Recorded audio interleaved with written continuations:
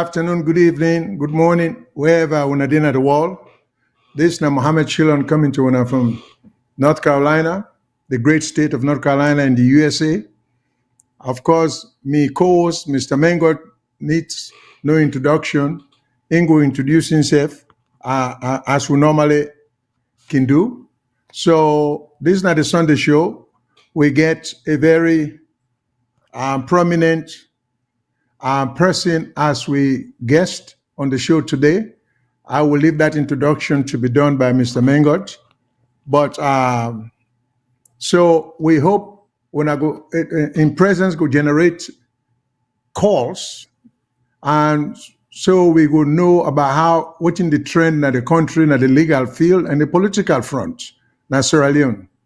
Now we know we basic rule we audience, which are the rules of engagement that we always talk about mutual respect, always accord the utmost respect to a guest and also to the host, and then the host mutually will extend courtesy to callers as well as we audience and everyone else. We also always encourage callers them to be very respectful to previous callers. I mean, you may disagree, but do it respectfully. Because waiting at the purpose of this show, as we always say, we want for be able for promote ideas. We're not going to accept each other's judgment or thoughts, but we like for encourage diversity of ideas. So different ideas. So we always encourage people don't call and start disrespectfully or condescendingly talk about the other person we just called before you. Let us accord respect to ourselves and to we all. And of course, naturally, we will do likewise. Now, when I know say we get different medium where they carry we, Facebook, WhatsApp, Instagram, YouTube, we are carried on the medium here, where I just named. And so if you get any comment to make, you can do so by calling live.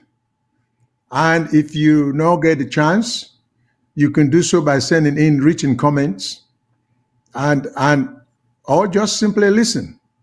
So some of the shows them, some of the areas them where we like for people them for look at, particularly the phone numbers them for call. If you are in North America, where for we own transmission include the United States, Canada, and Mexico, you could do what you would call the toll-free. The toll-free line, telephone line is 866-944-7722. 866-944-7722. And that toll-free line, they cost you nothing. You can call and spend as much time on hold or on the phone without regard to worrying about cost. But not only if you call from Mexico, the United States, or Canada. That will be a toll-free line where I just announced. If you call from any other part of the country, of the world, I'm talking about, you can call on the WhatsApp line. Let's say if you did Sierra Leone, you want for call because you follow which in the go on. Do not try the toll-free line because if you try the toll-free line, then go charge you. So call on WhatsApp. The WhatsApp line is free also. And that is 1-343-997-5828. 1-343-997-5828. Anywhere in the world you dare, if you call on WhatsApp, it will cost you nothing. If you are calling from England, you can call from +44 2080891455 from England, or from the UK, +44 2080891455. If you're calling from Australia, likewise, you can call free if you call on +61 2909 84337. plus 61 2909 84337 if you're calling from Australia. We also carried on the radio in Freetown, not the entire Freetown as yet, but in the eastern part of Freetown, we can be heard or carried on 91.9 FM. 91.9 FM. So if you're in Freetown and you're on the eastern side of Freetown, not the entire Freetown as yet, or western area, you can able to listen to it. That said, without much ado, let me pass on over to my co-host, Mr. Victor Mengot, who is no stranger to our audience. So over to you, Mr. Mengot. Thank you very much, Mr. Shilon Fambulem. In a good afternoon, good evening, good day, wherever you are. Again, we don't join in this week again. My name is Victor Akumengot. As you know, me can count in for talk about issues the way it relates to governance, parliamentary affairs, institutional development, and are they joining us from Sorie in the UK.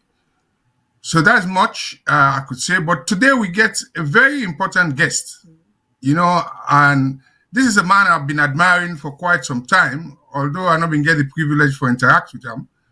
I remember saying one time in day, he could correct me if I'm wrong, during the last election, this was one person who been challenged the status quo, where they may restrict people and travel during elections day. And being a transport man, I thought that was not a very good idea. But then he actually raised it up, gone to court, challenged the constitutionality or legality of it, and he won in case.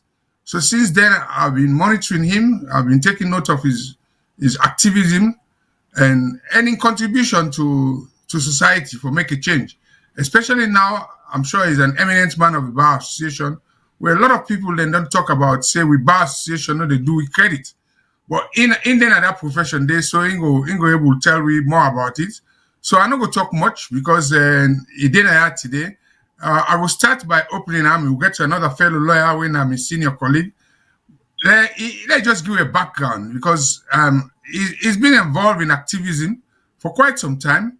And I'm sure some of the younger generation now where they rule the country, because we don't pass that stage where they vie for go rule saloon. We just give old man advice. And they get a lot of colleagues there where some then on the ruling side and still they performing activism. So I can give a background of himself, how he come into this thing before we go to the discussion proper, because today the reason we bring and come now this issue of the case where it take go court for get the Electoral Commission of Sierra Leone to give us some information. And where you want test one, law will get to me, say be not test. But I'm not going to talk about that tomorrow. When are the right to access information? So over to you, Lawyer Marrah. You can talk to reviewers them in the background of yourself in activism, and then we can get the ball rolling with Mr. Shilon, our fellow, where I shall say go able direct you as to some of the things that one know on terms of the legal aspect of some of the work that we do with the system. So over to you, sir.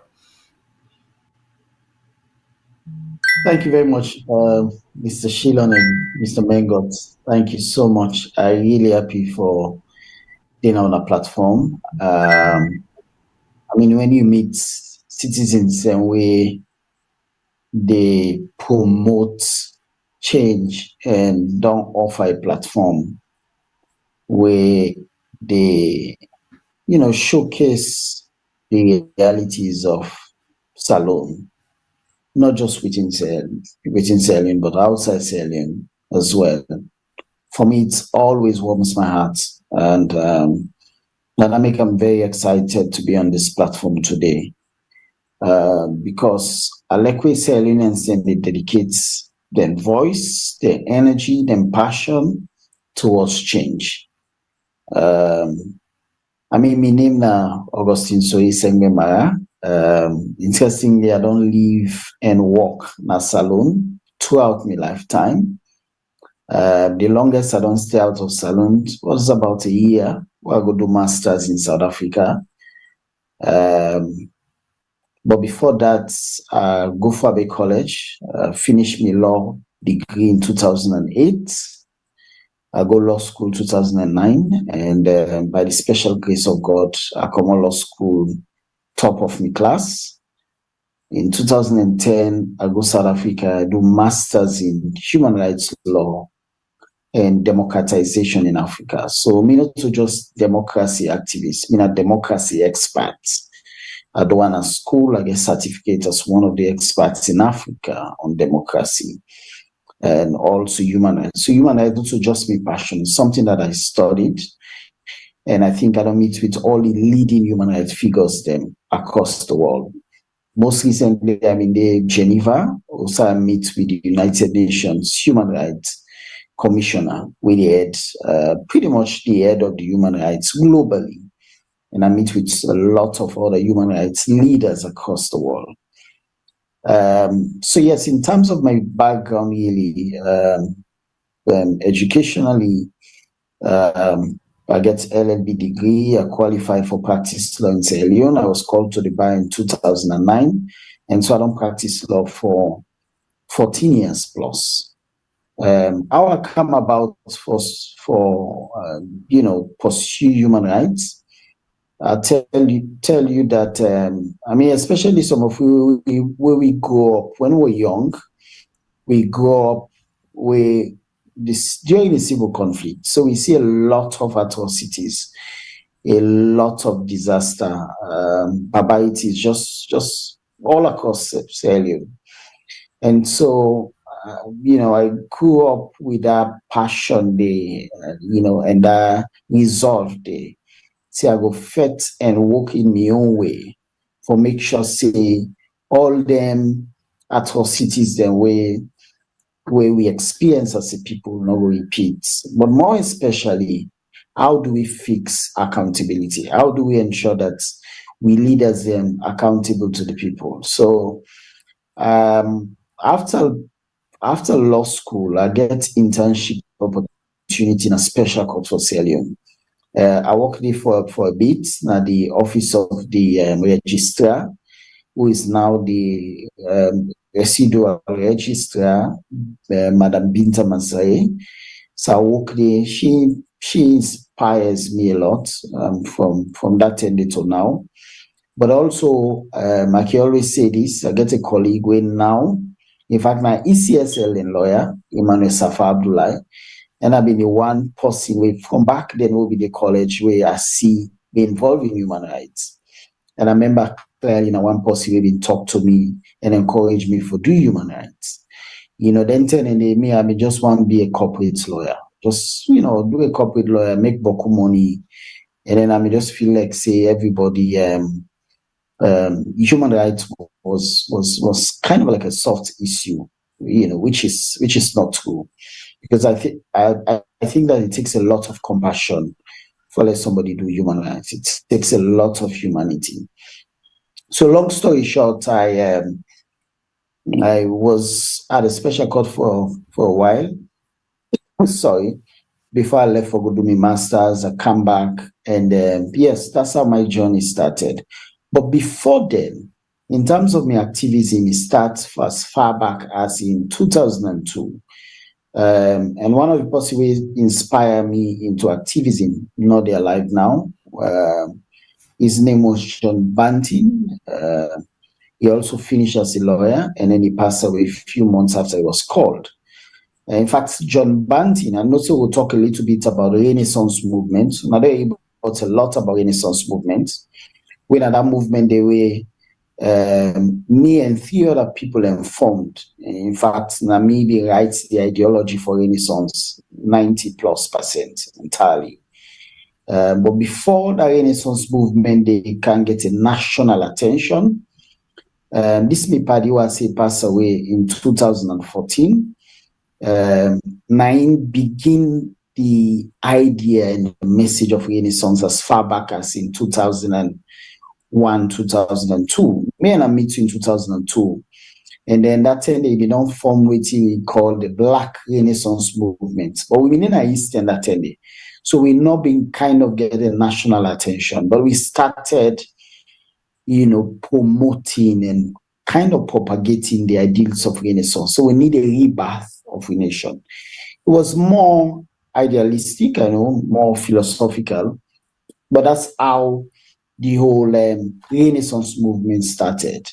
Na them humble shelters them na Kisi, eastern of Freetown. And so in 2002, I was involved in waiting and called the Commonwealth Youth Parliaments. So waiting the Commonwealth Youth Parliament do now for bring all the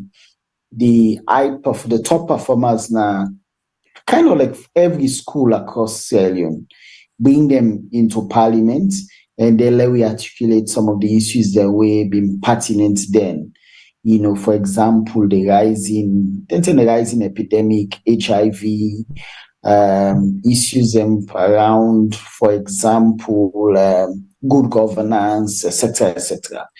So now during the fact, as a matter of fact, that I come into contact with most of them people away, some of the young leaders away in our governments now, including the information minister, for example, the chief minister, and and I think also to some extent the anti-corruption commissioner. So it was that platform the way that they give us young top performers in various secondary schools across the country. Now they own activism that we be don't start on the Renaissance movement. Now they begin get acceleration. So since then and afterwards, while I go college, I was involved with the special court outreach club, where they call Accountability Now Club, where basically we all message as students and then now for inspire accountability and transparency amongst students, because we understand say young people are the leaders of tomorrow. So we recognize them that if they were accountable in college in terms of what they do, then leaders them, when they become leaders tomorrow, they would also showcase and demonstrate their ideals within online. So yes, so throughout my college years, I was heavily involved in student politics to a point that I became the pen pusher for the Radicals Club. Radicals Club is the leading social clubs, social political club na Fabe College. So if you're not the pen pusher, I feel like now you're not the secretary general. Yes, so I occupied that space, and also I became. By the way, interestingly, I was also the presidential spokesman for now the leader of the opposition in parliament. So the leader of the opposition in parliament was the student leader in year when I was in my final year. So he was the student union president. Namina being presidential spokesman, the Abdul Kagbo, Honorable Abdul Kagbo in the parliament, now they lead the opposition in parliament. Namina being presidential spokesman. So yes, so in terms of students, union politics, activism, and then afterwards, I come back from a master's degree, and a few years later, we formed the Renaissance movement. So like I give you the background, we been on formed the Black Renaissance movement as far back as in 2001, 2002. So what we do in 2013, where we formed this national Renaissance movement, Sierra Leone, now for basically merge the ideas that we get from the Black Renaissance movement into waiting the other leaders themselves don't start there and then. For example, and I've mentioned a few places, and we formed the movement. Mina one pandem, the other person at the current anti-corruption commissioner, the information minister, and then Dr. Safa Abdullah, ECSL and lawyer. So now fourth, we formed the Renaissance movement, Sierra Leone, in 2013. And I can always say, I was privileged enough that most of them discussions and they were finalized in my house. And I was tasked with the responsibility for writing the ideology, which I did. And so that's how the Renaissance started. And that's how when APC became a government, we became a thorn in the flesh of the past government, I mean the APC government. So interestingly, where people like Ifisia suddenly just appear as an activist. No, I've done do activism for over 20 years now. And that movement within the the Renaissance movement, Mina one part the people away from them and Amirati ideology for the Renaissance movement. So yes, I've been involved since secondary school to college, post-college until now. And like you mentioned, I don't take a number of what we call public impact litigations and Supreme Court. But we'll talk more about them as we go. I just want to give this background in terms of my own activism and USA start and USA day now. And now I can meet some of the young leaders then. Like I mentioned, for example, the chief minister, the information minister, and quite a few other people within our government. Since 2002 when we meet now the Commonwealth Youth Parliament. Thank you so much. Thank you very much. It seems as if you are the man from the outside looking in. So, because all the people that we call, so then they within government now, these are your bodies.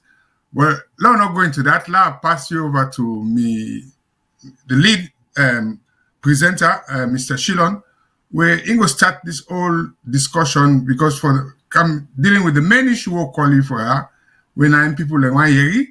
Now, this process of you dealing with the right to access information and everything to do with the election and ECSL, and as you say, the lawyer, now one of you guys that will all start. So over to you, Mr. Shillon, for start the show on the legal side, especially when it comes to this issue of the thing within our current news at the moment. So over to you, sir.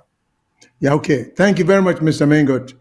Basically, Mr. Marrah, I think what is actually trending now this rule 90, I don't know how when I decide on rule 90, subsection 1, or is it rule 91? I don't know how you call it. Subsection rule 90, subsection 1. Okay, there you go. No, so we understand, say, you try to bring an action in the Supreme Court where you file a motion, I think part of the process, because now we understand, say, the Supreme Court, through you challenge out on technical grounds, on the grounds that you file your motion, but you perfect the motion within the time period that you are allowed to perfect them by, I think, being more detailed or something of the sort, where you go explain to we. So I would think, say, that has brought you action against ECSL to, well, I don't say we think so. The question is, does that mean because your case was rejected and procedurally, if you were able to explain to me, is this a decision, even though it's done in the name of the Supreme Court, is this what the clerk of the Supreme Court has the authority to just rule on and then reject your motion to be heard by the entire court? Or was the matter or the rejection based on the substance of the procedure itself? So I don't know whether just a technical thing, but we'll greatly appreciate. And then also the other question let me get for you, with the ruling, does that mean it's dismissed with prejudice, or you can reinstate your motion and start all over again? So if you can start with from there, I will greatly appreciate it for letting you just elaborate on whether that's the end of your attempt to hold ECSL accountable, or whether by the action being dismissed, I'm not sure whether the courts over there, they dismiss with or without prejudice. I know if it is dismissed with prejudice, then that means that's it. But if it's without, it gives you the right to bring it again. So I don't know what the conditionalities are, but all of that we will appreciate greatly if you can just elaborate and explain all of that for we, so we will understand the process and procedure. Thank you. Okay. Thank you very much, Mr. Shillon. Just by way of background, so this action we are taking as Supreme Court against ECSL, it comes as a result of the defiance on the part of ECSL not for disclose the unaggregated data for the last elections. And mind you, one of the mandates of the ECSL, not just for conduct elections, but for ensure they conduct elections in a transparent and in a credible manner. And then me not to the only possible way me don't call for the disaggregated, unaggregated data. Several other groups, including international organizations, international observers, and National Elections Watch, are the leading local electoral observer that we are. They're all on call and then on demand that ECSL publish the unaggregated data so that they can look at the data and then confirm whether the results are then announced, both in the parliamentary and presidential, the results and they're credible and then justifiable. So yes, but yeah, I've always made this point that me challenge na the Supreme Court no relates to the results we announced. So I did not challenge the results we announced.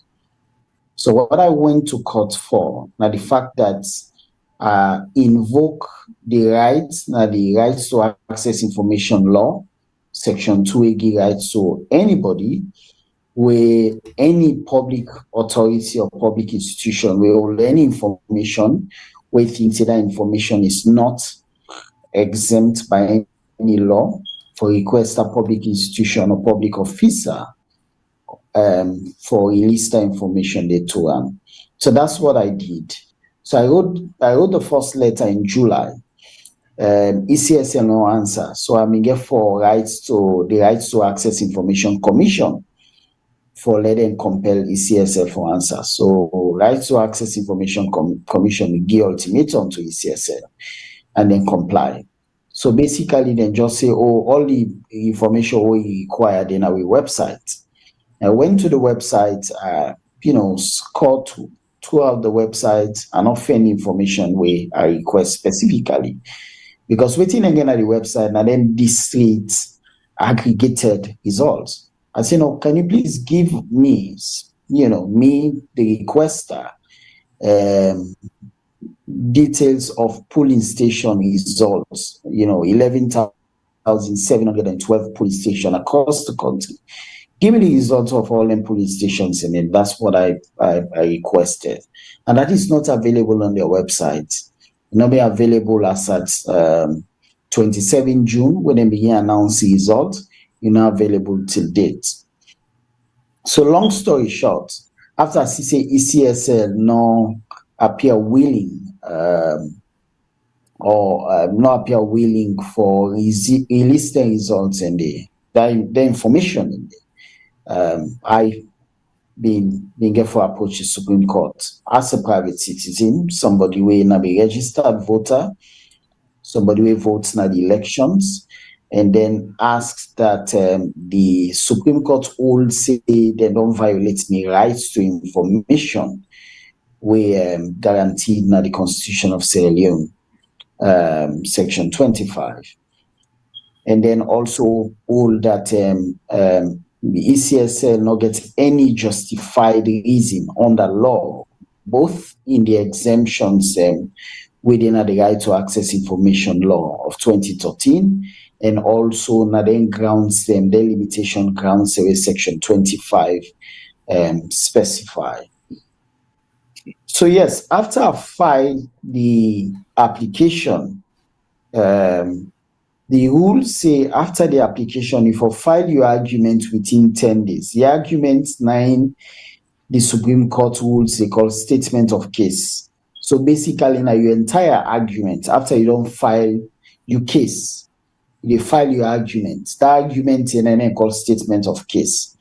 So I filed the case on the 11th of October.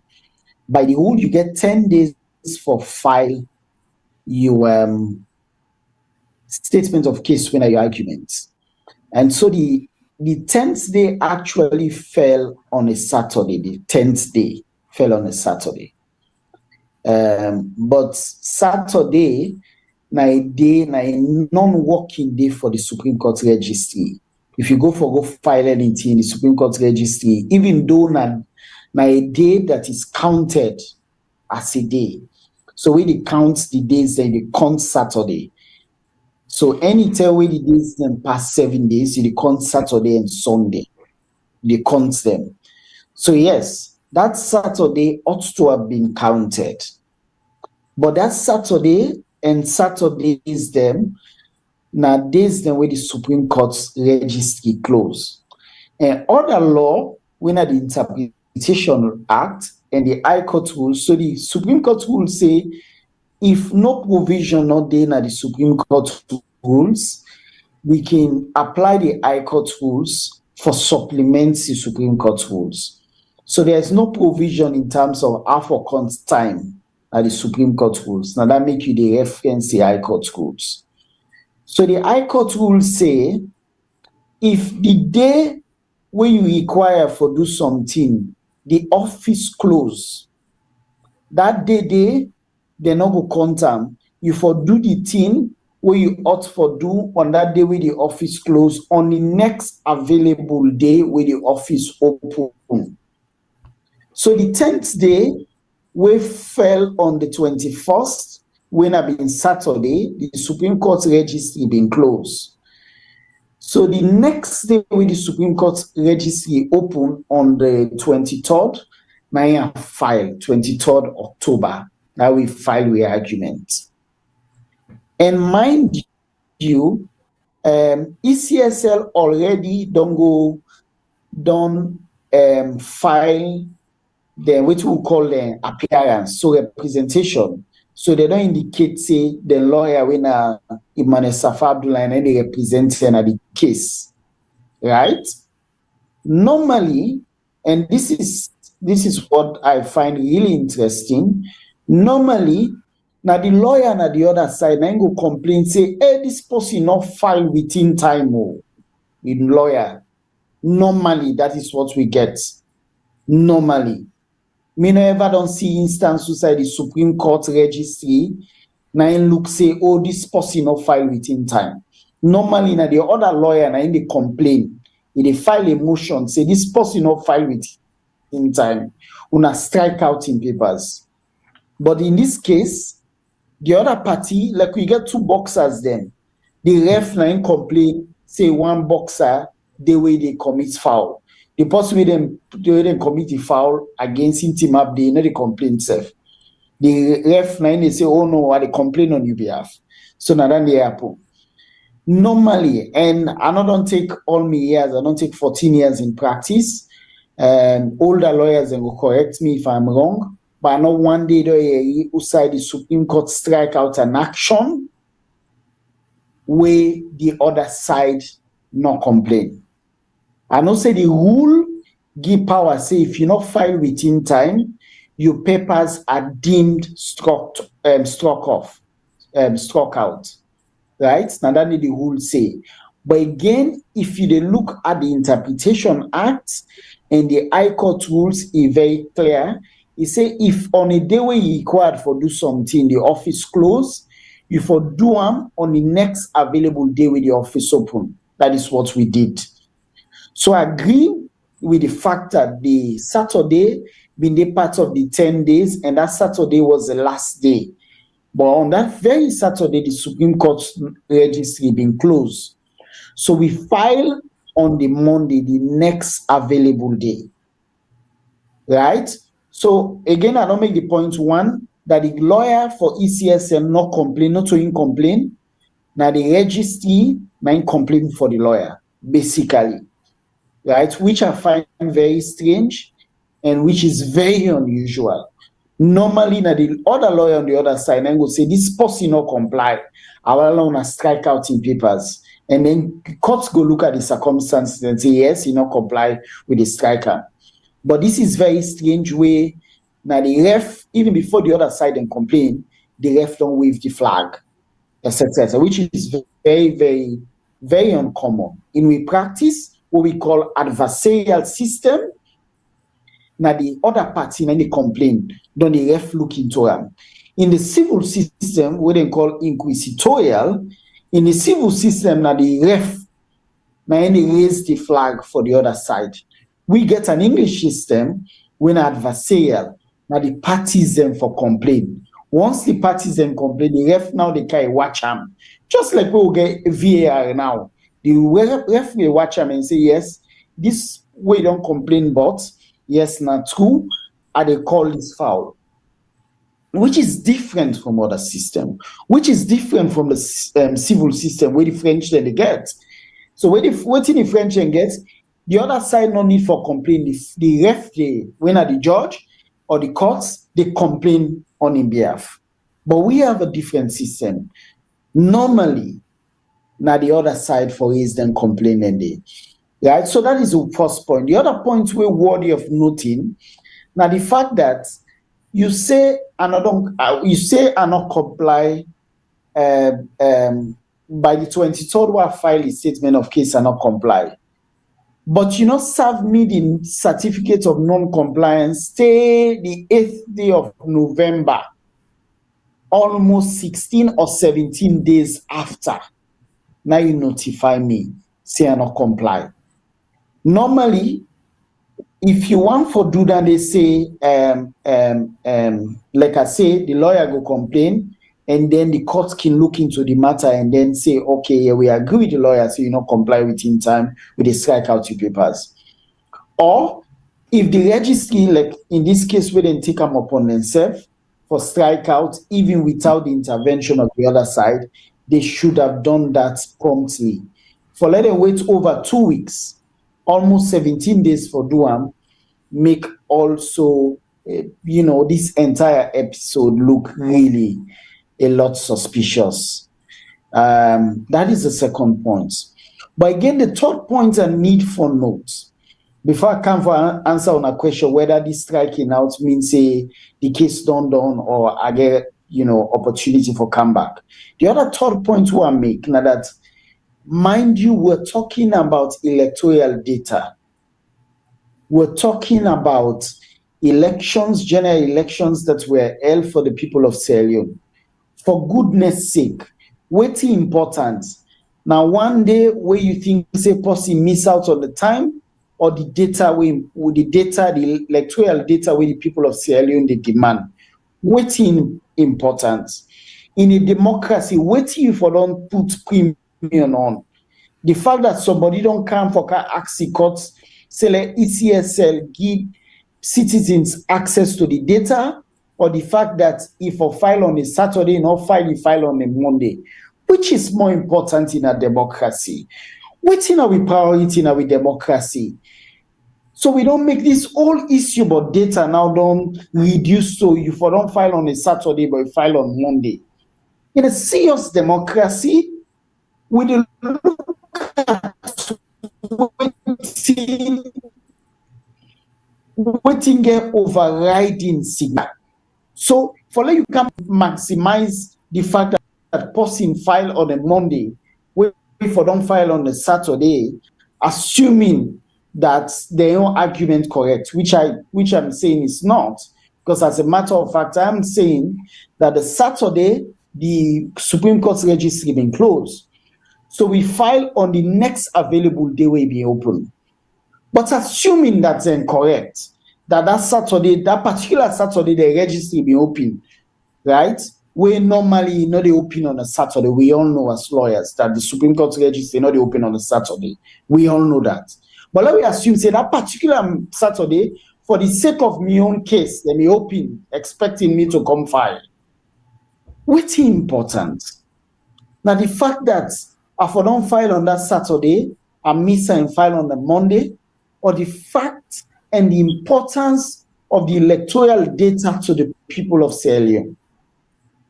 Because at the end of the day, the Supreme Court for done, look at the two issues and say, waiting we forgive preponderance, waiting we forgive importance, waiting importance for we.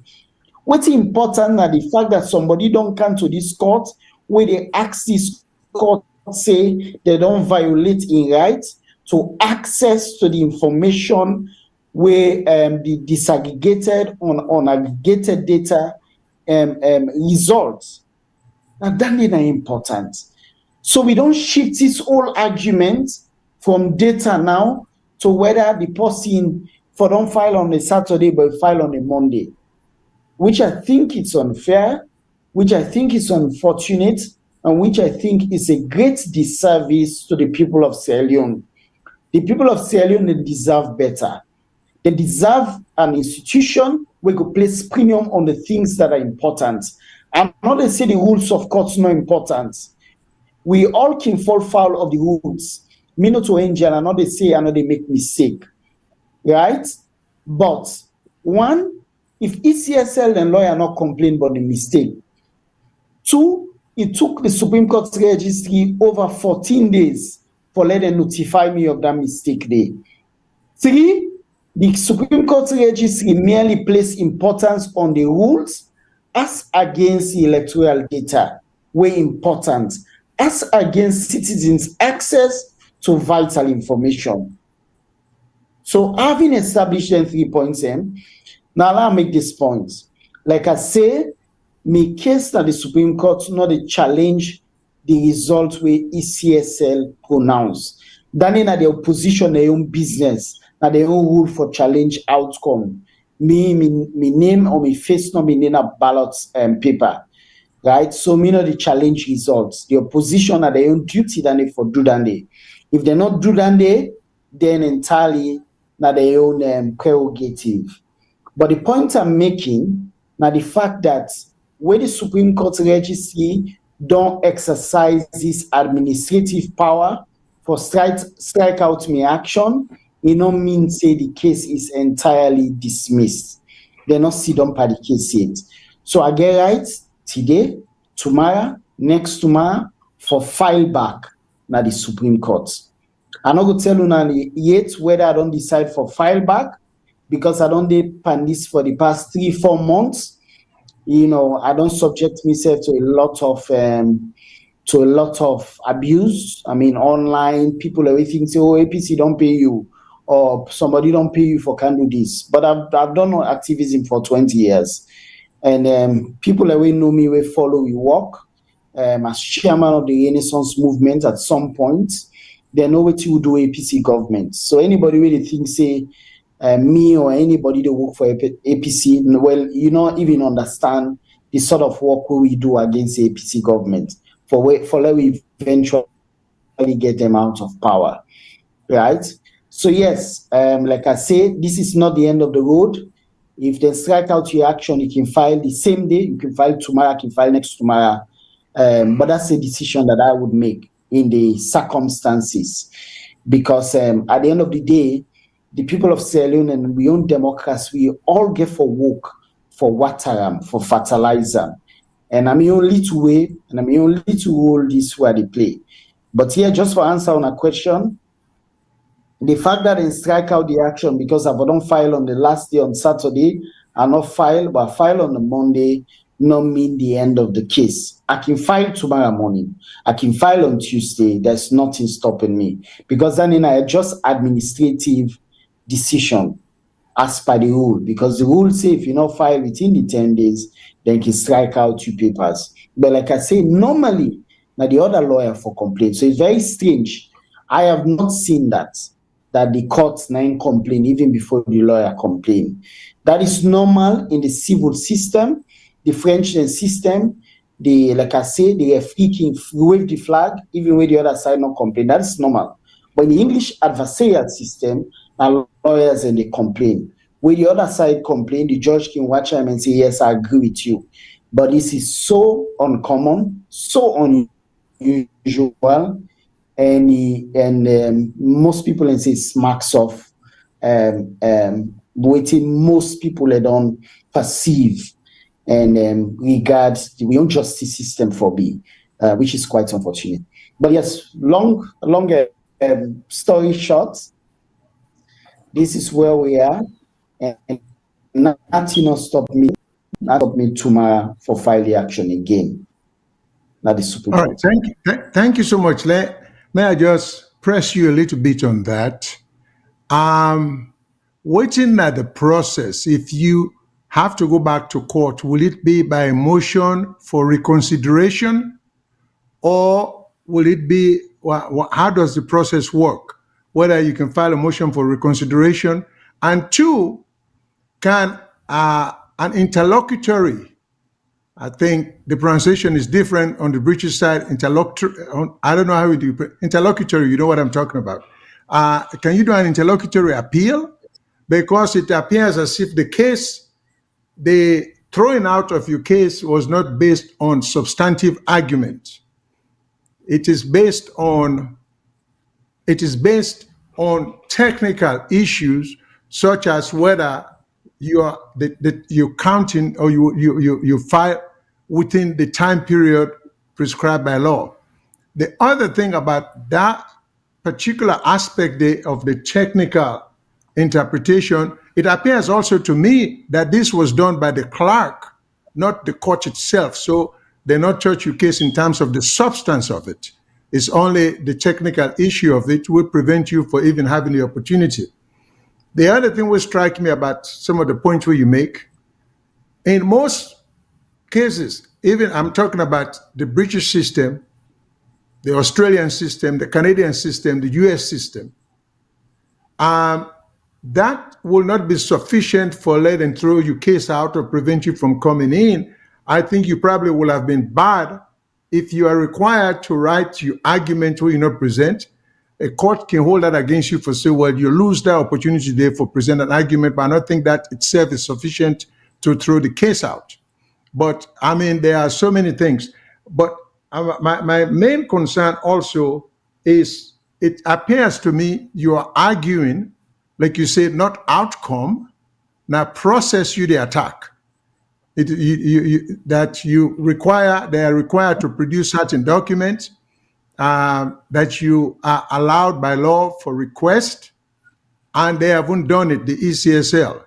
That's so you are saying, I am not into outcome in terms of who wins, who lost. I'm only asking for follow the process. So I'm just challenging process.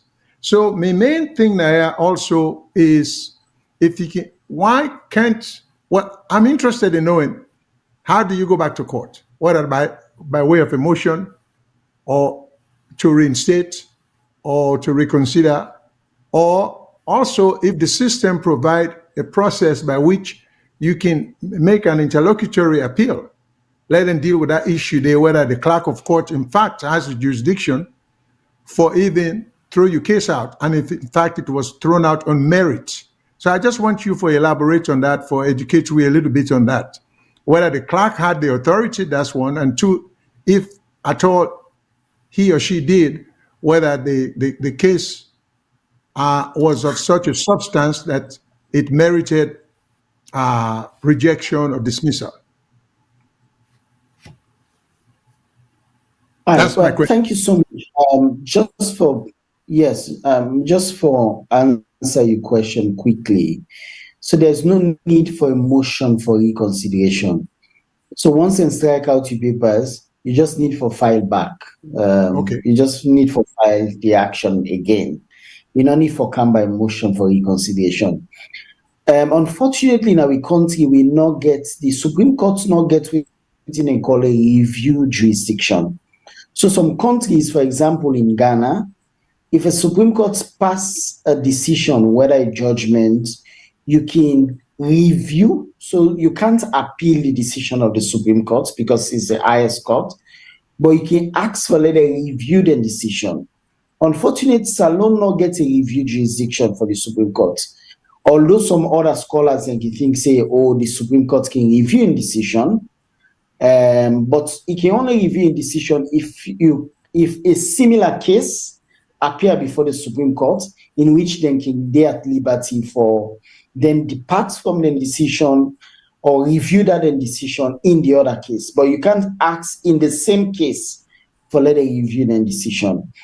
And then also in terms of the administrative authority of the Supreme Court registrar for strike out the case, that is a provision that we have in the rules, like I say, but usually them provision and they will say your papers and can deem struck out. Now the other lawyer they use now for file a motion for can strike out. So it's unusual for letter power they, even though the power is vested in the administration, it's very unusual for let the registrar exercise that power they which we call of your own accord or sumoto. It's very unusual. Usually, you go get the lawyer we go file a motion for can strike out. Say the other party not comply with time. And then the court can sit now and consider that motion and strike out. Like I have not seen an instance in which the other party not complain, the Supreme Court registrar just go strike out of your own accord. I have not seen that. But like I say, real lawyers, we don't practice 30, 40, 50 years. We get experience past me. They may have seen that. But I have not seen that. And I think that it's quite unusual. Yes. So, yes, but like I say, the rule provide for that administrative action day that the registrar can issue a certificate of non-compliance, which is fine, right? But yeah, like I say, I don't need for come by any motion for reconsider. I just need for file the case back because it is struck out. Because once you strike out, when you dismiss a case, now you dismiss them based on the merit. When you strike them out, it means say you don't comply with one procedure, you strike them out. We not stop or wait and say you not buy you from coming. So you can come, if they strike out your action 10 times, you can come back 10 times. But once they dismiss them, then they dismiss facts and merits. So once they dismiss them, it means they don't look into the merits. So in this case, they're not looking into the case at all. They just look the fact that the 10 days, they're not file the argument within that 10 days day. And like I say, it's unfair that instead of us talking about data now, they talk about whether you file on a Saturday or on a Monday, which is unfair because I think what we have as a nation now such an important issue now that we're not for even give consideration to whether a person file Saturday for file on Monday. Because we they say as a matter of fact, ECSF don't give this data, they not don't give them for over 90 days now. So how would you fault someone where say if he falls short for just a day, right?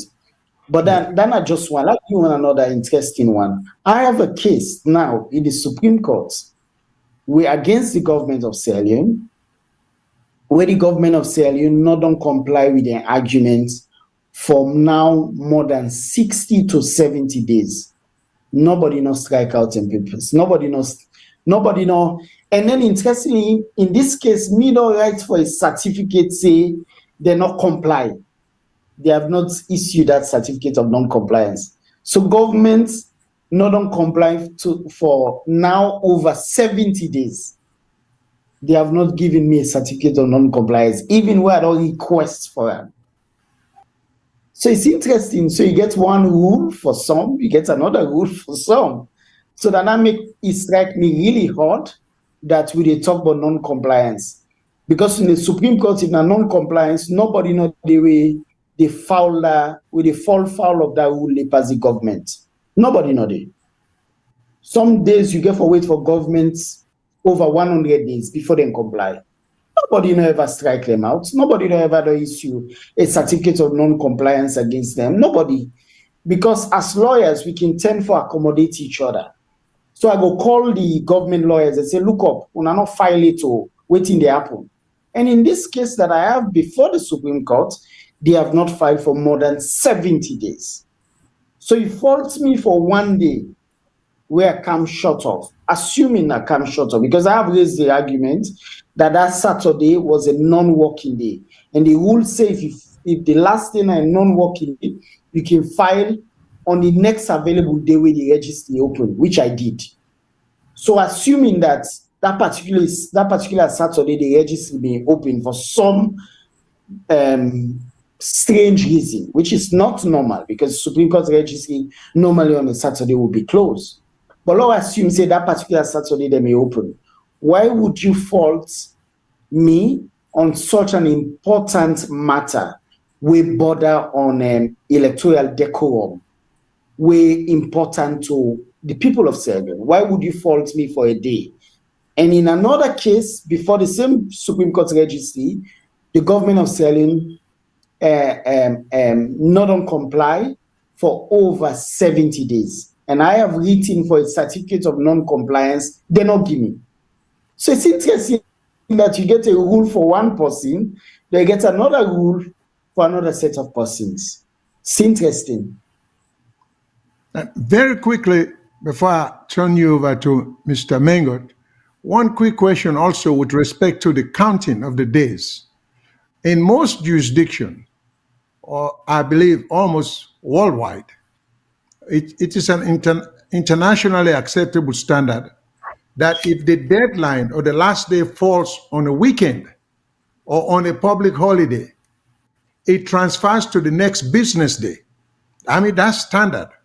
So based upon which you argue so, it makes more sense. It looks like you get the best or the better of the argument that if for some reason there was a special reason for them to have been open on the weekend, that still, according to the rules, based upon the way you cite them, will not be used against you because they have a special reason to be open. If the registrar and the staff decided to open that weekend day because for whatever reason, that will not be a regular day of business. So that will not be counted. Always it is counted, it goes over to the next business day. And so, but if there is ambiguity in the law, it appears as if that is so important that it's time for them to reconcile whatever conflict of laws they have, or if they not get time for making clear. I mean, and it's plain and simple. Legislatively, they just have to say if it falls on a weekend, which is again generally acceptable standard that weekends are not considered business days. Okay, if it falls on the weekend or to be specific, if it falls on a Saturday or Sunday, or a public holiday, it goes over to the next business day. I think they could make that, they could modify the rules for just make that clear and simple. But as it is now, unfortunately, you've not had the opportunity to even challenge them as to whether the registrar's office or the registrar is wrong. But it seems to me, based upon what you say, they are wrong and you are right. I think you got it right, But that said, let me turn you over to Mr. Mengot to see if he has any follow-up. One quick question. Let me let the listeners they also know that the lines are open. Please feel free to call. Listeners, the lines are open. If you have any question, please feel free to call. Yes, sir. Back, Mr. Marrah, were you going to say something? Mr. Marrah, you answer something before I turn you over to Mr. Mengot? I agree with you that. Okay. Yes, sir. I just want to agree with you that when the last day falls on a weekend, then the next available business day is counted, which is so. If that Saturday, if the last day were on a Friday, on the last day were on a Monday. Sorry, get to the Monday. But once the last day falls on a weekend, right, where the interpretation acts say a non-working day or a day in which the office is not open. It say the next day when the office is open would be counted, right? Now that make us say to now that another decided whether for carry the case back or whether for challenge this decision itself for strike out this matter. And then, you know, I could file a motion for say the registrar was wrong, the counting was wrong. I could do that, and so that the case can stand. But that's a decision that I'm not don't take it. You know, I could, you know, agree with them striking out, or I could come back and say, look up, that is not correct. That Saturday was a non-working day for the Supreme Court, and so the Monday should be counted. So yes, you know, Nadameka say it's a decision that I would take very, very soon in terms of whether for challenge the administrative action day by the registrar or for file back afresh. Thank you so much. Let me take a call and then I will turn you over to Mr. Mengot. Hello, caller. What's your name? Where side you call from? Okay. Mina Mohammed, I call from Qatar. Qatar. Thank you, Mohammed. Thanks for calling. Yeah, go ahead. Yeah. I tell my thank you for the time when I all get. I tell Lawyer Marrah, thank you. This is one of the Sierra Leonean where I admit he really a young lawyer, and from where they follow up a man we in type forgetting a salon.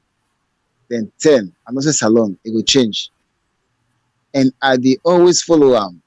He always they do things will the opposition self will be expected them for stand up for election for democracy.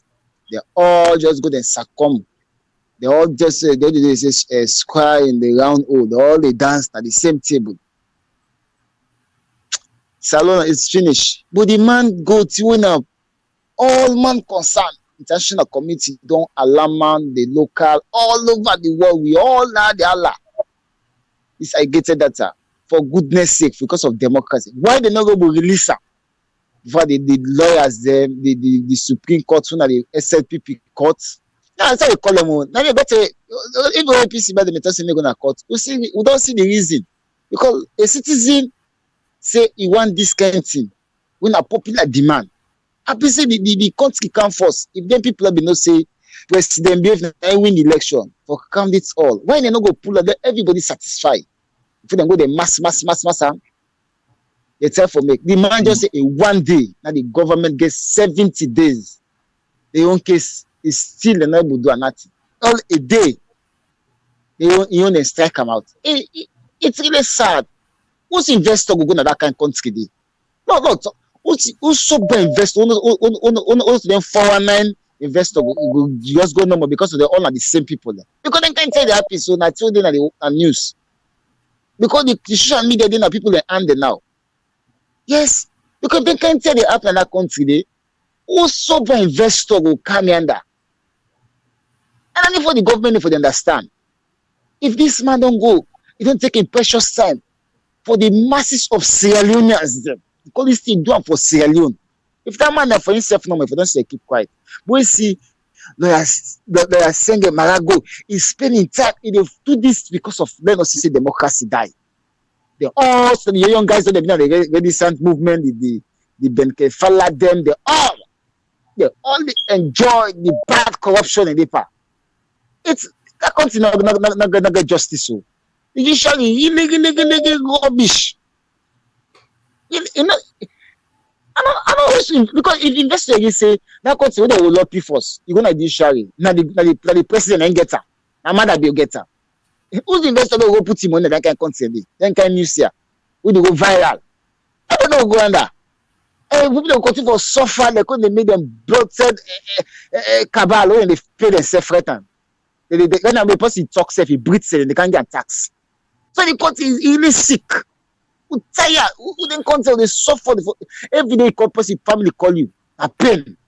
Every day watch na social media a pain. Now they say rest tax, iron rod tax, cement tax. Who said it for one go bill then the number for then no more than the open and the number the high class and number for survive. I not say we get hope na that continue. I got to go the manager go there no more in country. We only see hope. Only see hope for that country there, sir.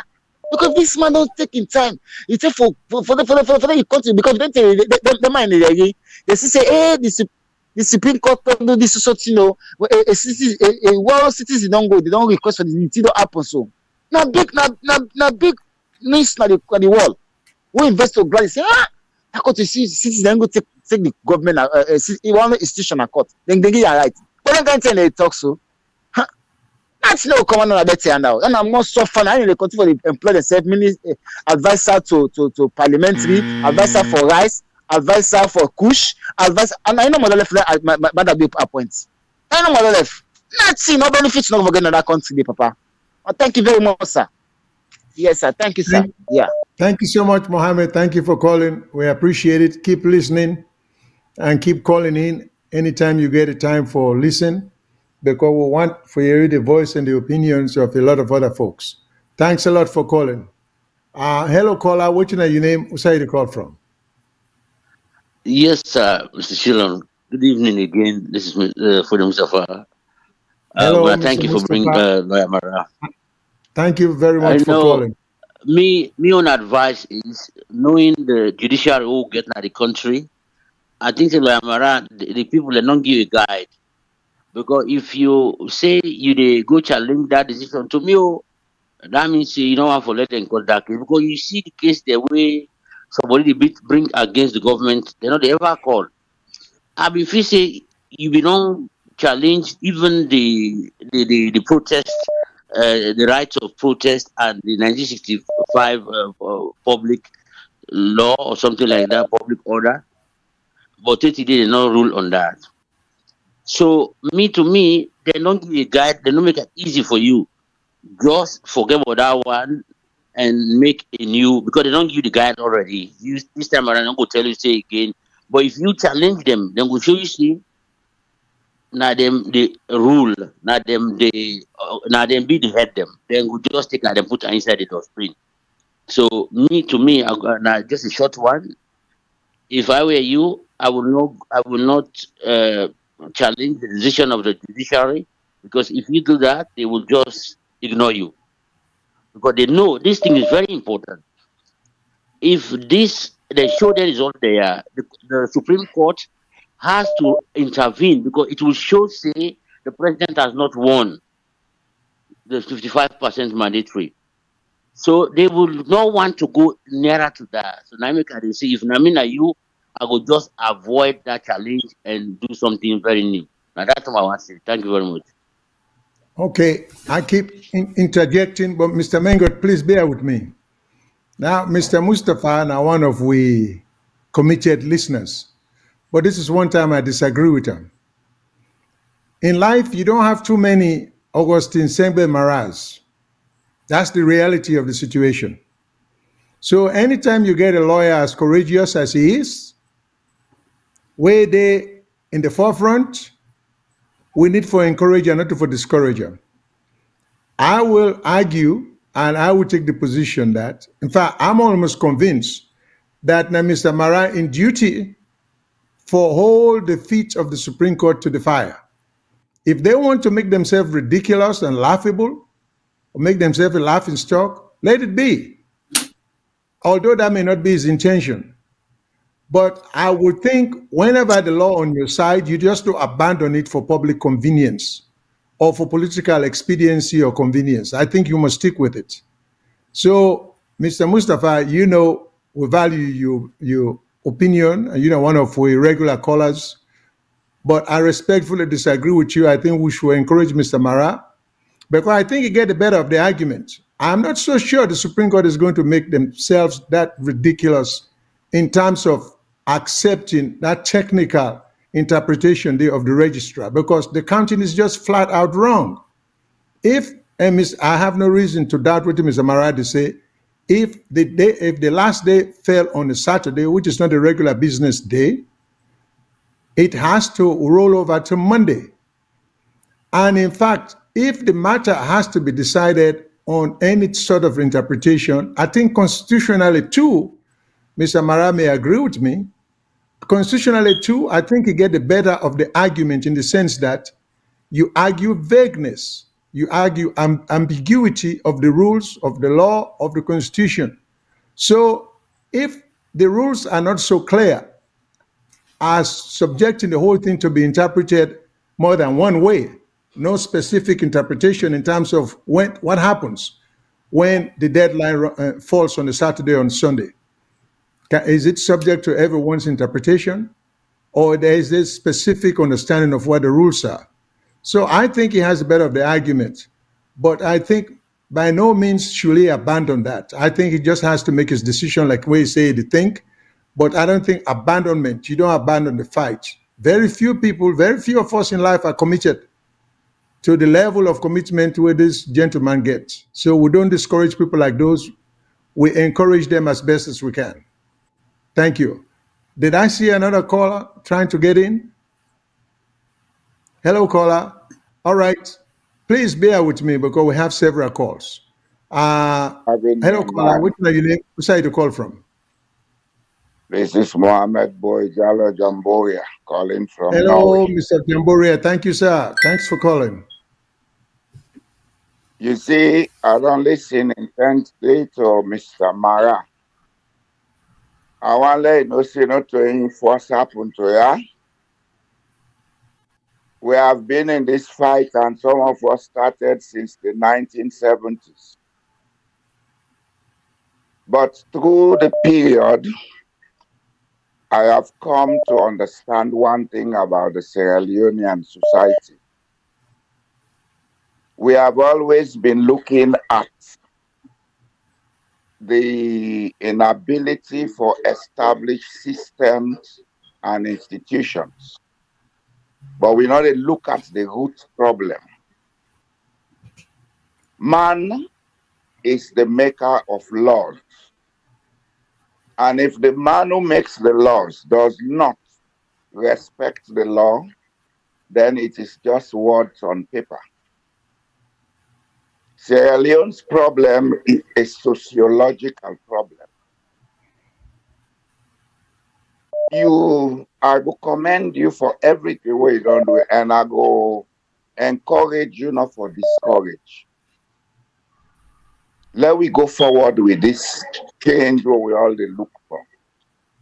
But let we re-examine with strategies. Maybe the approach they use now, they produce the results where we want. Maybe we need to do some research into our culture, into our beliefs, into our perceptions, and the attitudes that this produce. Of course, I know one come out, but I know say me and you know say they for one project. And you know say now exactly that side me they deal with. It is our sociology that is wrong. And it is not only in Sierra Leone, it is the whole of the continent of Africa. You, the young people, you can change it, but you have to do some research. You have to find out what is wrong and make amendments to it. Not so bad. Otherwise, this fet way they fet so today, other governments go can the same fet they come back, you know, they get no results. Because we keep doing the same thing, expecting different outcomes. Because we don't think to change, we think to be. Now, with social systems, now they the problem they. And we need for begin look at that angle. And let we see how we can make laws we go fit to we cultural and traditional needs. And thank you very much, sir. Thank you, sir, Mr. Jamboria. You're always welcome. We value and appreciate your wisdom. So please continue to listen and keep calling. Mr. Mengot, it looks like I'm holding you at bay, but I have to keep going. Hello, caller. What's your name and where you call from? Yeah, I call from United States. Yeah, I just want to tell you all thank you, including on our panelist, Mr. Marrah. Yeah, Mr. would just want also to the line with the other colleagues there, for support Mr. Marrah. At least for stand up for waiting he believes say right for in country in Sierra Leone. At least some of we don't dey follow am for quite some time now. Even when we be this alone, and even when we travel outside Sierra Leone. Say it's not really easy, but making continue for stand up, do the right thing. At least for let that country reach it, at least we can forget the kinds of Mr. Marrah them, for the check, some of these institutions there. Even today, some of them country where we find we serve, if you see them country then become better. I believe saying some people like Mr. Marrah them, maybe they come out, for check or for test some of them things there, maybe they happen. So we make today some of the country the better. We some of we come we dey enjoy, whether if foreigner or a national. We dey enjoy everybody one come because say at least the law they work. Yeah, you not get for be an American, you understand, before ever you enjoy the you enjoy the benefit of this country. So me, Stamara, they support you. They pray for you. Say it's not really easy with you the face, but God, put God first. By anything, God will help you, my brother. So I thank you.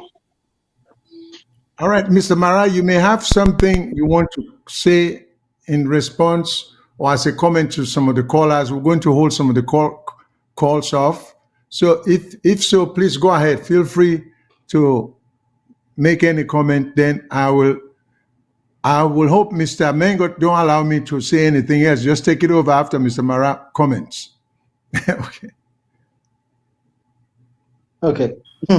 Thank you so much. And I think I always don't make this point about we belong to a society where it's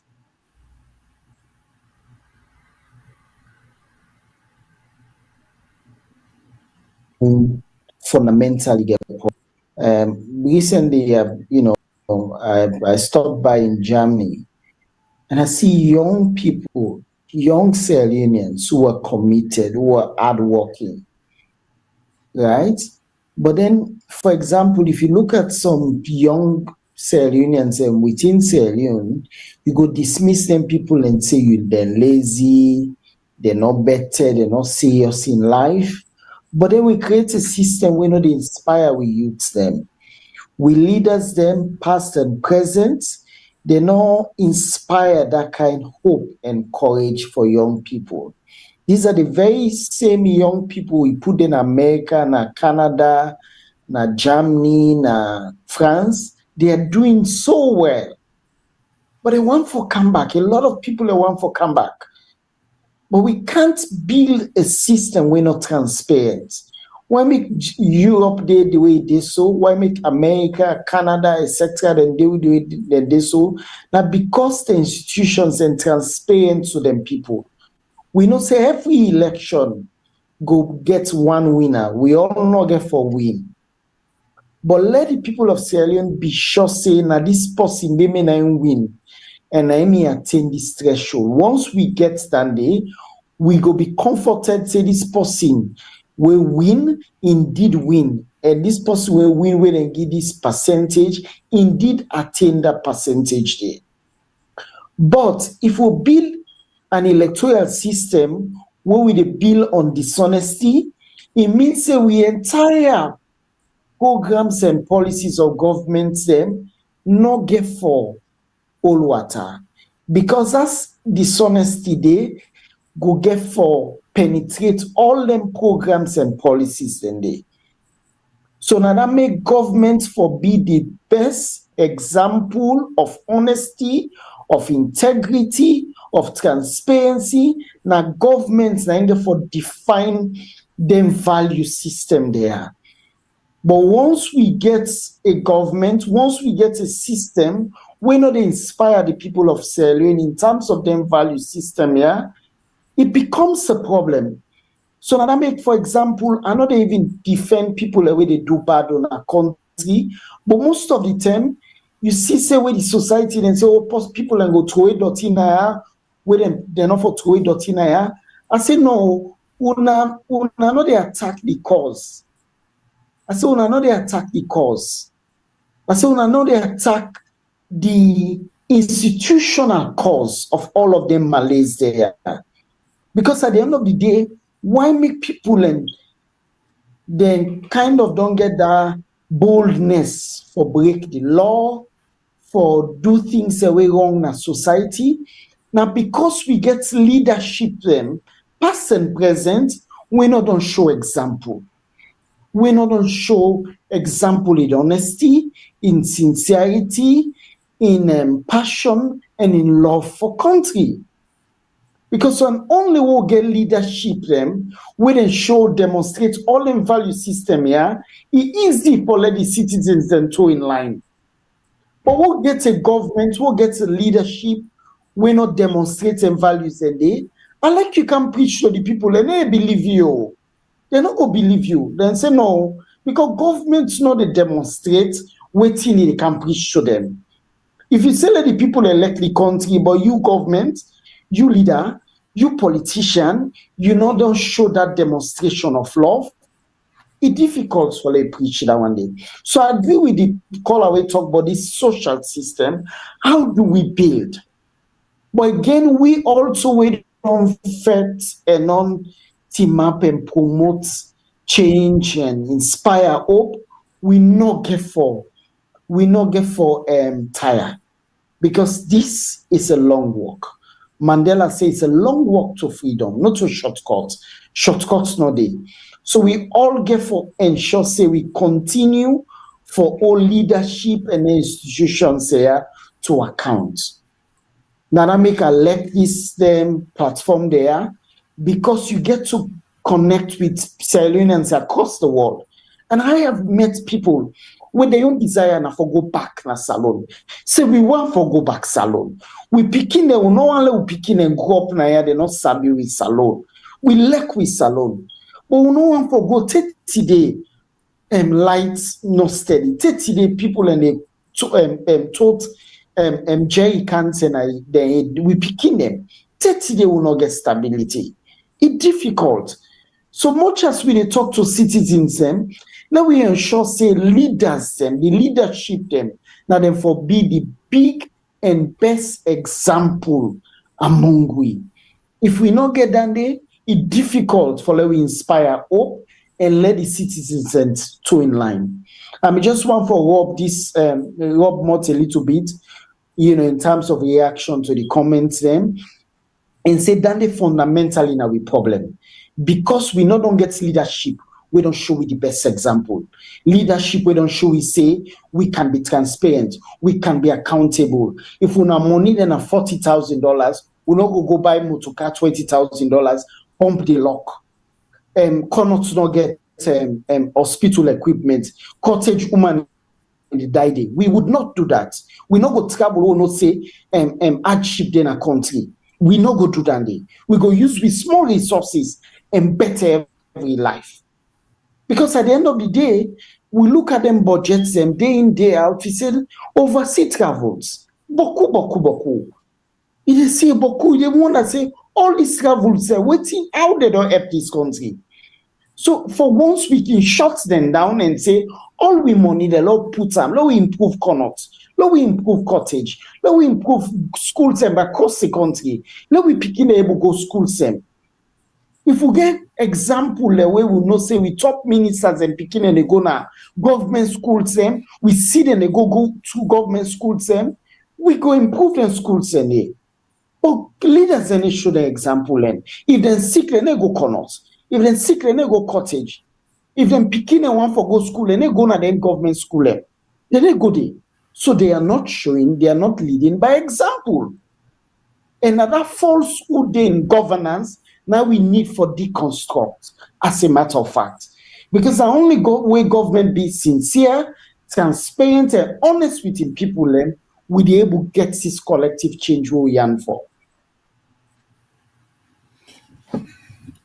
Well, thank you very much. Thank you very much. As you know, they say all man gets, we all depend when you look at law, democracy, parliamentary systems, all interlinked. I mean, as I've been telling you where we start, my own particular interest now, things to do with parliament, where I feel to say, I'm very much at the pivot of the government.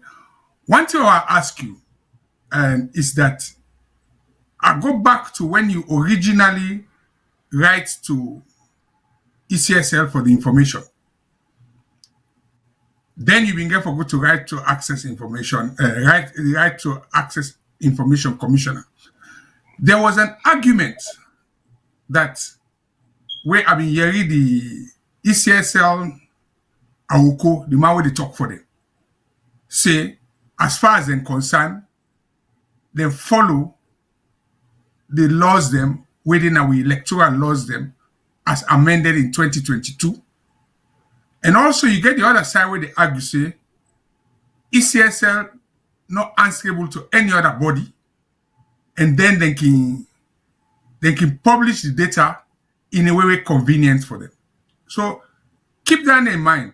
I go and let you look at that for say how we get an institution when I go decide what you get for tell people them, and also the law get that baby power day. If not the system will make we law them, now we get for change. Then added to that, like get an adjoining the right to access information 2013 where you talk about. Right? Mr. be non-tester.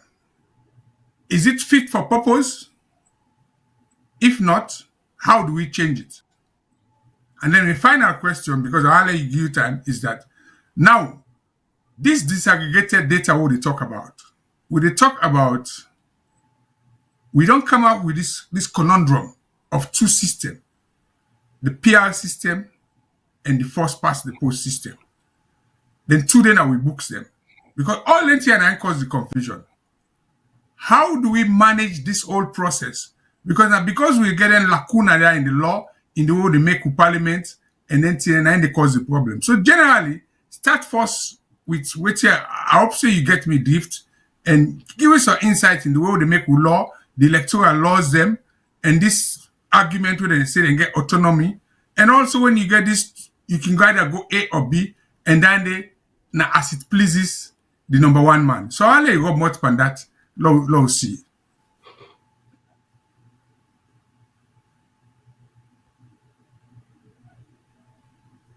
Thank you very much. I think generally the comments will be that so we get the Public Elections Act of 2022, where repeal and replace the Public Elections Act of 2012.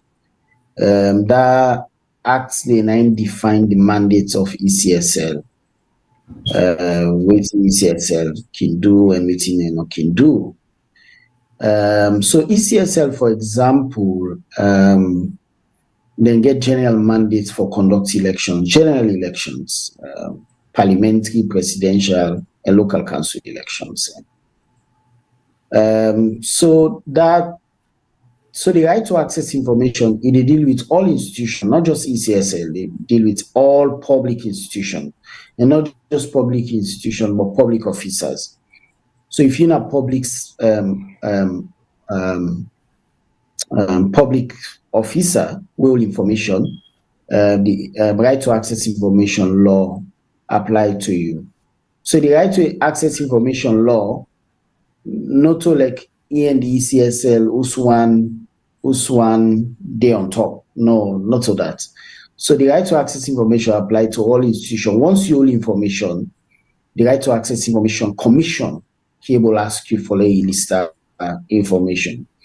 You can write to the commission and say this information I get is exempt by virtue of the law, because the law play with a whole lot of exemptions and Baku. right? But disaggregated data, polling station results not one part the exemptions within the right to access information law. So, my simple answer to your question, whether ECSL say then get autonomy, of course, then get autonomy, and the right to access information, not the interfere with that autonomy. Waiting they do now for request, now for ask them for release information within the possession. ECSL can right to access information commission and say, yes, we get this information, but this information by virtue of UNA own law, this information exempts from publication, right? So this issue of whether there is conflict between ECSL and right to access information of arise, because the law clear in terms of the information which can be released. The law clear in terms of the information which cannot be released under any circumstances. We get a whole list of them, another law day. So not to like say ECSL answerable to right to access information. No, it's not an issue of answerability. So it's an issue of the law clear on this. You have this information. There is a requester. Please provide that information there, or show reason why you're not able to provide that information there. And if you show reason, the commission can look at the reason there, and then also. So yes, we get specific provision under the Public Elections Act. For example, they tell ECSL how them for transmit information, results them from example from district level to regional level to national level, right? But then provisions, and then they not talk about whether they not prohibit ECSL from declaring or releasing polling station results. And in law, this is important. Anything where they not prohibit, then permit. So if, for example, on the Public Elections Act, it been say ECSL not for publish polling station results at all. It means say they don't prohibit them. But there's nowhere in the Public Elections Act we say public elections polling station results should not be released under any circumstance. There's nowhere. Obviously, the law will get all things where ECSL can do. But the law will always get what ECSL not for do. This is important. The law no go tell you all waiting ECSL by value. It will tell you say ECSL get general powers in terms of elections. But I'm not going to tell you all waiting they can do under that general powers in there. But waiting the law will tell you now waiting ECSL not get rights for do. So in the Public Elections Act, not sign on the way say ECSL cannot publish polling station results. In fact, one older lawyer, don't correct me, will say in 2007, he thinks say at some point polling station results and me publishing at the website na neck the websites by then before it became ECSL. And I think say the website being crashed because of the volume of information there. But I can't verify that. But I want senior lawyer and I mean draw me attention to the fact that as a matter of fact, they may publish them polling station results and so there is nothing, like I said, prohibiting ECSL from publishing polling station results.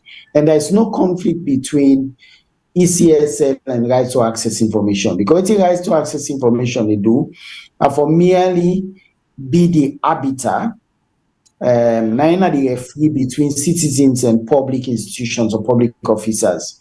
So when citizens request information, institutions not give them. Right to access information can come forward and say, when I give this information, if the public institution or public officer come forward and say, no, we can't give this information because this information is exempt by law, the right to access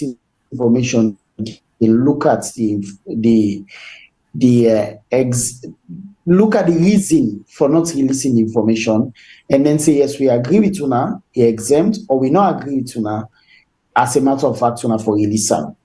And then obviously, if they're not released and subsequently after right to access information, the decision, the person get right for Kamna High Court. Then one. The second issue get for deal with whether the right to access information fit for purpose. I tell you, it's a fantastic law, and strangely, the ECSL lawyer may be the possible fit for right to access information for many years before they pass it. So I don't know. I don't know. I have my personal views on that.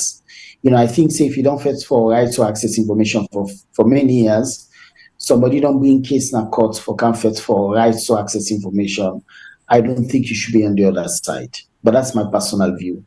He's a friend of mine. Me and him will get that conversation at another forum. But just for make that point, they say right to access information law, very fantastic, really fantastic. And I think say get boku exemptions and self, right? But releasing electoral data not to one pound exemption in the within a day. So I don't think saying a law way gets lacuna. Not just law normal way public institutions are not the falla because we not get that culture and we not get that appetite for respect laws and we not get that appetite for transparency. I can always say the law not able to legislate morality, not able to legislate behavioral change. Then they come as a result of evolution and change over time.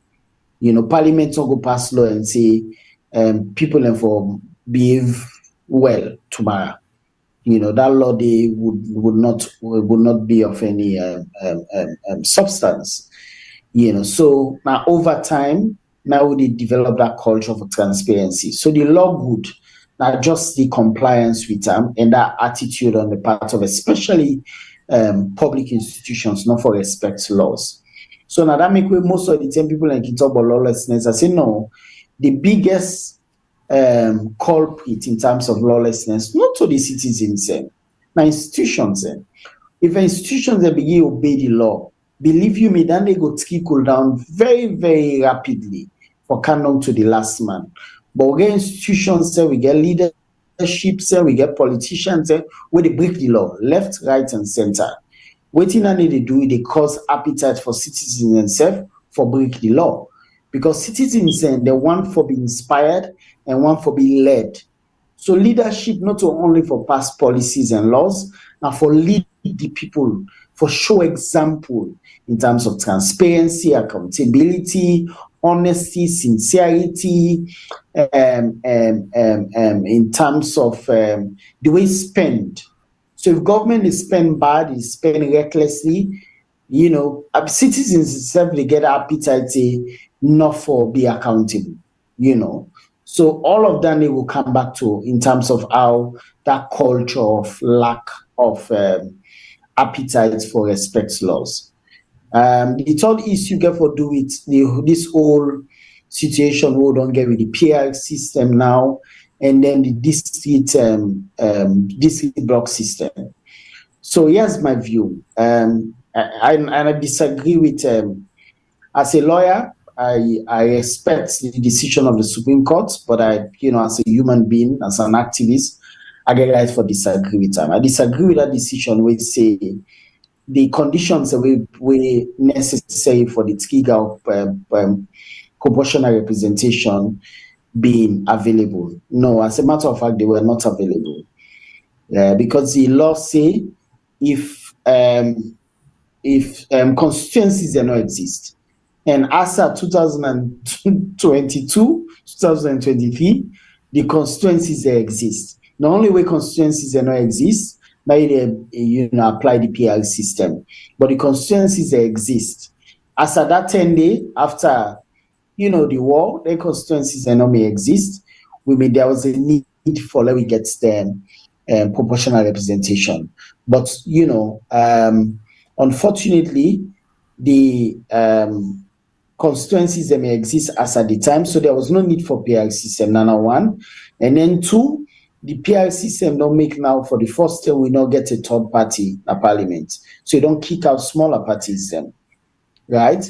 Where sometimes smaller party in one district, they will get following, then can win other districts there, right?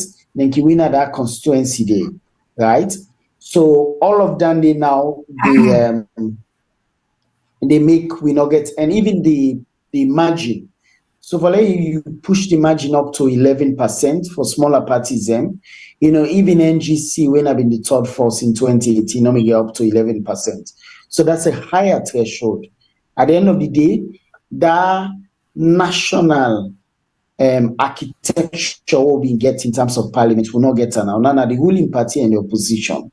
So you see, say we don't reduce now we governance to there we two political parties there, where citizens don't become really suspicious about in terms of the way the opposition they behave, the way the ruling party self they behave.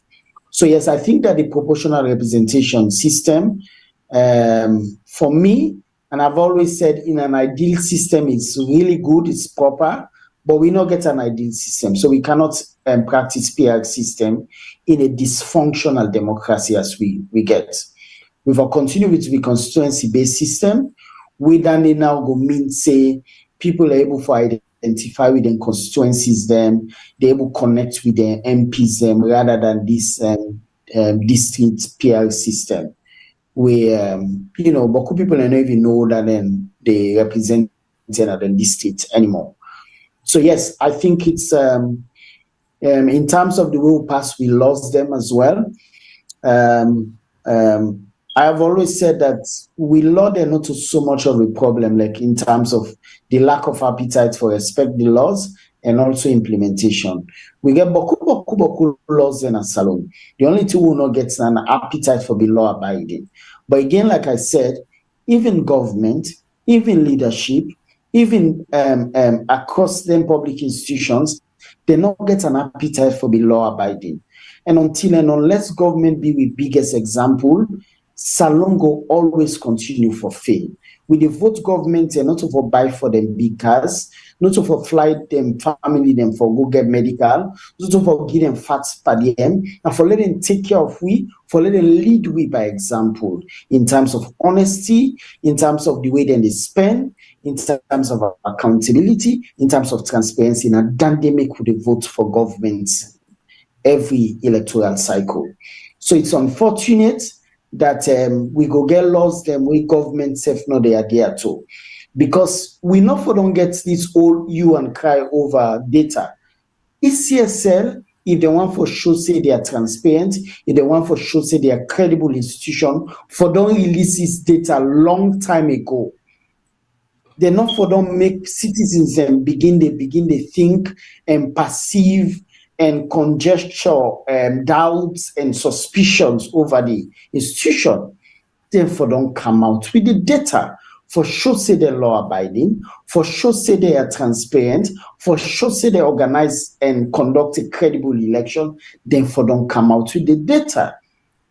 In the absence of Dande, how do you want to inspire citizens? How do you want to speak to citizens in Sierra Leone? For example, in terms of how they should be transparent, how they should be accountable, how they should be honest. Because institutions have not shown honesty, they not don't show credibility, they not don't show transparency. It's difficult now for they can preach to the people of Sierra Leone. I hope I answer you 3 questions. Thank you very Mr. much. Yeah, one thing where you mentioned where you rub much pan small, because you talk about institutions, them na the key, na the bane now with society. And let me bring one to wake up now.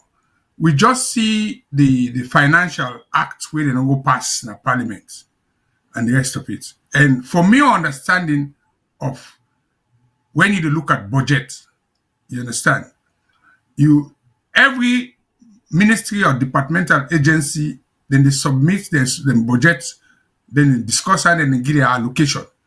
And I know so we get rule na parliament, my understanding of parliament. Anything outside that budget day, it could be supplementary estimate. Whether supplementary estimate apart from waiting parliament don't approve, if they want to spend over and above, especially like them boku travel the way we minister them and then big and little travel. If they want travel, if they want spend money above that, then get for do that supplementary estimates day where the accountant general will now get for put into parliament for approve before they authorize and spend that money day. So how you see this in terms of the way we they manage refinance, especially now with all lending and they where they happen, and also we don't get a situation where they talk say where they talk say some of them here not to think that way for disclose, especially for the first gentleman. How can we fix that system with this rule? We get one rule where say supplementary budget get for go through the accountant general, it get for be approved before you go spend them. So waiting at your take on this particular thing, what things in they affect the system. Yeah. And then the last question after that, then I go left into now the bar association where you be member, how they self go help for improve with system in our country as professionals. So that then one and then I will left with you before I will call you fellow lawyer, Mr. Shilon, for coming. Okay, thank you. I think two important points. Firstly, now that we spend as if, and while they talk about we are talk about government is spend as if we are a rich country. You know, if you think about Salon being a poor country, the way government is spend pan generally travels, pan things and appointments and what have you, you go feel like say we in a rich country. So we spending not reflect with reality, and it's sad because as government, if you recognize that this is a poor country, government get for be financially prudent, but we not don't see that kind of prudence the government in, government out, and not just for this current government, even the past government. We complain a lot about bloated wage bill, where, for example, government cannot employ everybody. Right, what in government they do now for set the environment for let it be conducive for investment. Right, but unfortunately, governments in, government out, not able till now for create that enabling environment for investment, and that's sad because at the end of the day, it puts a lot of pressure on the small resources we will get. Unfortunately, we also see say governments not they spend well. They're not they spend prudently, right? We see a lot of wastages across the country. We see a lot of expenditures that were unreasonable. We've seen a lot of them. In fact, with the Africanist press been on do all the past couple of years now for expose government in spending, you know. So it appears as if that government not recognize or not pay attention to the poverty of the nation. Because if you pay attention to the poverty of the nation, so spending and they undertake them as at all. Because we get critical infrastructure that we need attention. We need to pay attention to them at all. So normally we think can happen, we can get the Finance Act and the Appropriation Act. We basically go tell you when are the budgets, now the Appropriation Act go get. And then over time, you get supplemental budgets. That supplemental budgets normally not will get that kind of attention and publicity where the main budgets go get. Right? It's unfortunate that obviously we institutions and such as Parliament also don't show that kind of check, kind of like the checks and balances that are required in governance. Because otherwise, now the responsibility for ensure say they will check government in terms of excessive spending. Right? So this thing about supplementary budget now something for able for do away with. Although we know say, for example, if you get emergency, like the terror Ebola or COVID, there's a need for laying into the supplementary budget. I mean, in those circumstances, it's fair because you know we don't contemplate them extra spending. But before on a normal circumstances, I think say we will stay away for supplementary budgets. Because at the end of the day, in the gear appetite, especially for the supplementary budget, we know they get the same scrutiny and attention like the main budget. So at the end of the day, government they end up for spend so much through the supplementary budget system in there. But by and large, my point is that government don't show financial prudence and don't show how for utilize with small resources. Don't lead by example, don't show the people what you mean. If you get small resources, how for use them for we all benefits.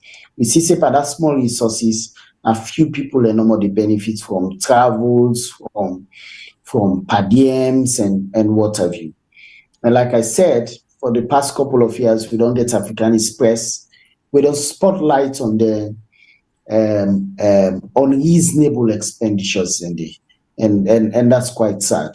The second issue by the Bar Association, I'm a member of the Sierra Bar Association, but always, I've always said that some of the work they do, the Bar Association is strong enough, where sometimes some of we for don't go quietly into the private practice, they practice law as a private lawyer, while the Bar Association champions some of this. So it places a lot of burden on we. Because mind you, most people don't know, some of we know to like we get civil society organization who they run. I mean, an ordinary lawyer. We just take time number for feds then cause they are. So sometimes they take money from me because a lot of clients and they say, oh no, they can't tell you because they see the feds government all the time. They put government at court all the time. Lots of people and they can't take them files for me. Say, oh, you say they can't pull the license now as a lawyer. So then they afraid. So all the time. So I'm losing money. I'm losing time. Not to like say I get any funding or organization we fund the camp where they support me work. No, I'm doing it as a private lawyer. Right? So if the Bar Association, I mean, done able for dedicating self to a mandate where they play that role as watchdog of democracy, some of we for able focus on your own personal practice. But again, not just fault in this current executive of the Bar Association, but for many years now, we don't get the institutions being captured by the state. So we see say whether institutions don't suffer state capture, past private citizens now and they get for come up for speak up. Because as a matter of fact, after the end of the Civil War, where Salome gets all them vibrant civil society movements and institutions, now they be the first and cause there. But now we see say a lot of that space here has been heavily compromised. Now that make you see now individuals and they come out. So the only institutions and whether a civil society, the Bar Association, the Sierra Leone Association of Journalists, most of the institutions that they don't so compromise them that they can't speak as an institutional voice. So perhaps you get one people when a professionals within their organization they come out and hold government to account. And it's sad because that's not their role. The role of the institutions are for all government to account, and for ensure they push citizens' action, and for ensure they're able to scrutinize the policies, programs, and projects of government. But because the institutions don't suffer state capture, they have been compromised, they have been bought over by the devices of power. And that make you see increasingly professionals in their individual capacities, then they come out. It's sad because I think as it is in the body politic promotion of democracy, unfortunately, we see that normally nowadays now, even as me as a lawyer, you say something and you take a position and attack you just for standing up. It's unfortunate. And then you say the bar association before come to your defense before they for promote human rights and for promote democracy is nowhere to be seen or found.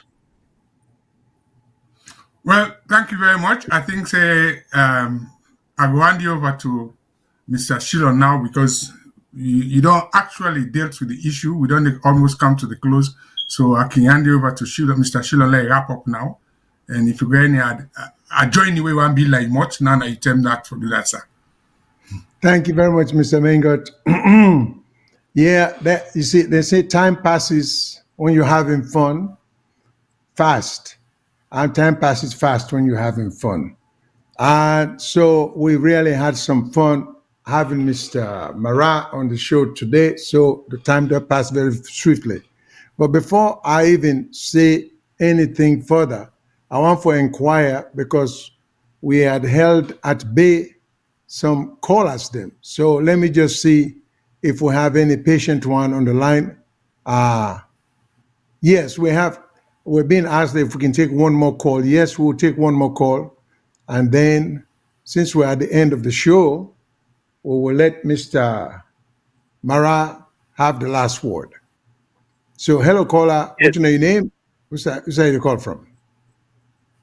Philip from New Jersey, USA. Hey, Philip. Thank you very much. Welcome. For the program. Interesting and educative. And congratulations, I will say, to Mr. Marrah, because I don't think he gets enough credit for the 2018 win. So for the talk about peaceful election at Salon, I think he play a significant role for that. On the current issue, I got one question for Mr. Marrah. I try to understand why make not be able for submitting paper even on a Wednesday, Friday. Why being there for wait the term pass? And that's my last word. Thank you. I would think conflicting business and personal obligations. But go ahead. Yeah, I like that question there. Somebody may ask me whether I'm a clerk and I may feel or file on the Friday, which says Saturday. I say no, I'm not gonna lie for me clerk. And I didn't in the way I mean all right the arguments. We will try for embellish for just lock all the old them. So on that Friday they say will be in for file. Now, take a personal decision and say, look, come over this weekend and they will file by Monday. Since tomorrow the last thing on Saturday. So I took a personal decision. So not to anything. And not to anything. Yeah, if Supreme Court matters, not to 1-2 page. Not to 1-2 page. We arguments are nearly been 30 pages. So not to 1-2 page, not to anything the way you go file quick. Not long arguments. Not to something we're able to 1-2 pages. It's anticipating the arguments of government and also responding everything that the argument say. It was nearly, I think, 20-something page, almost 30 page document. So not to the 1-2 page we're able to do quick and so now then and they will finish them on that Friday day. I say, okay, since tomorrow the last thing on Saturday and it's a non-working, they will file on Monday. So I can turn them over the weekend and remember any loopholes for lock and that's so not to anything happen other than just a personal decision and say, okay, well, since Saturday, I use weekend for look at the argument holistically again and file on Monday. All right. Well, we are almost at the end of the show for today because it's usually a 2-hour show. And we really want to thank Mr. Marrah because there are so many other points that we raise that we can get into, but we don't want to go past the allotted hours.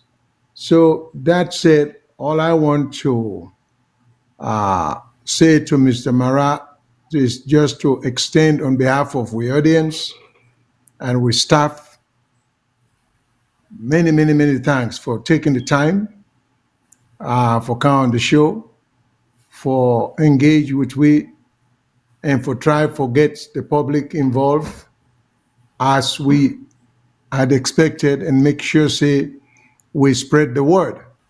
And so, Mr. Marrah, we thank you very much. And we want to give you the last word. If you have anything else to say based on any question or any comments by any callers or any of we that you want to respond to, you are quite welcome.